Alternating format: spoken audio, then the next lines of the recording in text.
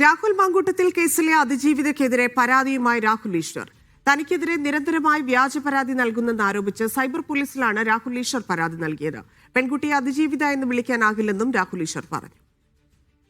അതിജീവിതയെ അപമാനിച്ചെന്ന കേസിൽ പ്രതിയായ രാഹുൽ ഈശ്വർ ജാമ്യവ്യവസ്ഥ ലംഘിച്ചുവെന്ന് കഴിഞ്ഞ ദിവസം രാഹുൽ മാങ്കൂട്ടത്തിൽ ലൈംഗിക പീഡന കേസിലെ ഒന്നാമത്തെ പരാതിക്കാരി പരാതിപ്പെട്ടിരുന്നു.